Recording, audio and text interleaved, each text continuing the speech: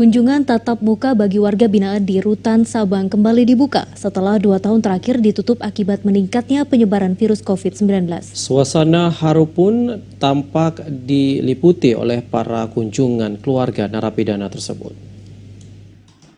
Sesuai surat edaran Direktorat Jenderal Pemasyarakatan Dirjen PAS terkait penyesuaian kunjungan tatap muka dan pembinaan dengan pihak luar, kunjungan keluarga WPB mulai berlaku lagi.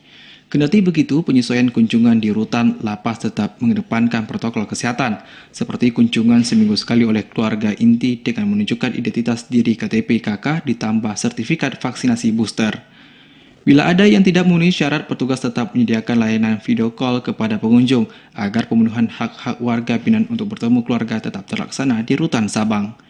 Kepala Rutan Karutan Sabang, Muhammad Nasir menjelaskan, pihaknya telah mempersiapkan sarana-prasarana saat diberlakukannya kembali kunjungan tatap muka ini, seperti pemasangan tenda di blok hunian demi kenyamanan keluarga dan kerabat WPB.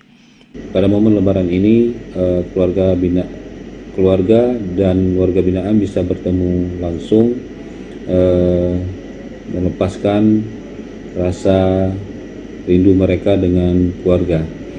Ini tidak hanya berlangsung pada momen Lebaran ini, akan tetapi tetap Rutan Kelas 2B Sabang membuka layanan kunjungan ini pada hari-hari biasanya, dan ini tetap memperhatikan prokes ataupun protokol kesehatan bagi keluarga yang berkunjung di Rutan Kelas 2B Sabang.